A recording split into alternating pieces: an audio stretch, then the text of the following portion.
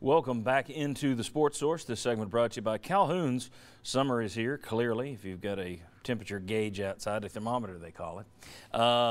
It means that the days to lake, picnics, reunions, they're all coming quick. Don't spoil the fun with work. Let Calhoun's do the cooking for you. Barbecue or ribs, all the sides, all the plates, utensils, all the sauces, you name it. It's all in the Feed 5 or Feed 10 family pack from Calhoun's. Order now. Let them do the work. Take one or two of these babies to the lake with you. When you're done, put all the stuff back in there. It's your trash box. It's everything. Calhoun's does the work.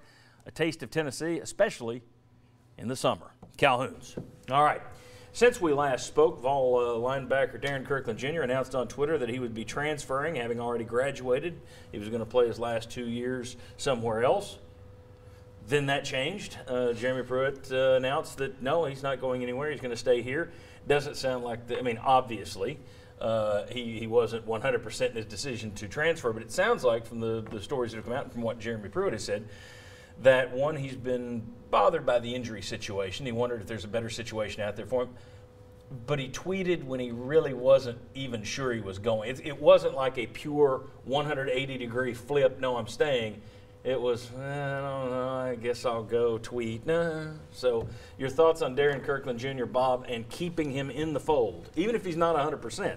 Even if he's not 100%, if Tennessee, and I think their max potential this year is probably going to be a bowl game. That's what I think your upper end target probably is realistically. You've got to have a guy like him healthy and playing. And what could be interesting, since he has 2 years, if he does stay healthy and he plays well and he does come back for his senior year, that next year's team could really make a benefit from him because he gets that extra year of experience. But on your front seven, who do you got that's really that much better than Darren Kirkland Jr., at least on paper, because he has been hurt so much? That we've seen him improving. Yes. Batuli showed flashes last year, but you're still waiting to see a So whole if this team's going to reach season. its potential, yeah, you got to have somebody like him. Okay, great. Defensive end Jonathan Kongbo posted a tweet hinting at a position change after last year's soccer video game tweet. I only wonder if he's changing positions in Madden. But let's take a look at what he said. Excited to make this move to linebacker. All right, defensive end Jonathan Kongbo moving to linebacker. Ryan, your thoughts on this potential move, if indeed this is true and this tweet counts. Your thoughts on the move to linebacker?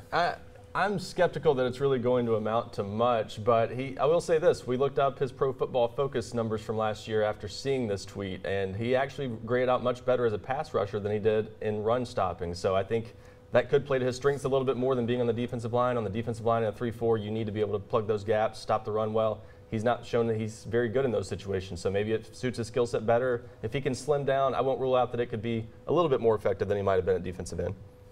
Josh, much to Nick Saban's chagrin this week at the SEC meetings in Destin, the rule was changed, and now you no longer need a waiver and an okay from Greg Sankey. If you have graduated from an SEC school and you want to transfer and finish your career somewhere else, you got a year or two of eligibility, you can do it, period, done. Now, the SEC still has to wait till June 11th. The NCAA has to rubber stamp this thing, but this looks pretty good for Tennessee if Brandon Kennedy, the backup offensive lineman from Alabama, does indeed want Rocky Top over Auburn. Where does that stand, Josh? Yeah, we talked about it on the radio a lot this week because there could be an immediate impact on Tennessee's football team this upcoming year, and I think Tennessee has several reasons to feel very optimistic about Brandon Kennedy coming in, and the offensive line is going to be one of the biggest questions for the Vols heading into fall camp. So it's interesting. You have another little Tennessee-Auburn battle here potentially. So you don't automatically assume, but I think Tennessee's in a very good position with offensive lineman Brandon Kennedy, a guy that's grown in Alabama's program. The SEC rule change certainly helps. And speaking of SEC rule changes, I know you're a freedom to the people kind of man, Mike Strange. The SEC also said this week that if you are a player on an SEC team that gets a postseason ban, they hit you with a postseason ban due to some sort of punishment, you can transfer and play immediately inside the conference. Now, personally, I'm not big on the inside the conference moves, but I do believe graduate students have a right to do it. I guess I'm okay with kids who, it's not their fault the school's been punished, we don't think, unless they're the one taking cash. Mike Strange, your thoughts on this? You like it? As you said, I'm all for freedom of movement as long as the coaches have the freedom of movement. I'm for players having freedom of movement. However, what you alluded to there, what if you're maybe you weren't even caught, it wasn't even your violation that got the team on probation, but if you got a paper bag full of $100 bills, it'd be kind of hypocritical to bail on the team, wouldn't it? Yeah, it would. So clearly, though, the SEC's rule changes this week did favor the student athlete. There's no way around that, and I think that overall, if you look big picture, I think most people would be in favor of, if you're going to lean one way or the other, lean toward the student athlete. And then finally, I want to mention the fact that the Southeastern Conference racked up huge dinero this past year. Take a look at these numbers. Average per school revenue distribution. Southeastern Conference, $41 million. $41 million. Big 12 at 34.8. So you get 6.2 million more than anybody else out there per team. Big 10, 32 million, which I'm surprised that their number is so low because Jim Delaney has done such a good job of being at the forefront of athletic cash. I wonder if that's just a one-year blip for them.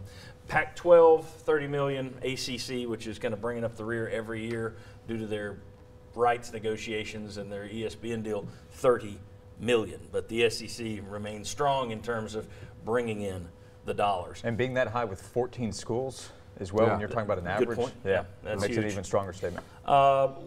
We mentioned Brandon Kennedy and recruiting just a second ago. When we come back, Josh and Ryan are going to talk recruiting with you. They're going to catch you up on all the moves and all the stories you need to be following right now. Plus, Tennessee's kind of taking it slow with some of the in-state guys. Does that have any impact on the relationship-building game with high school coaches in the state of Tennessee? I'll ask them. Going back on the Sports Source.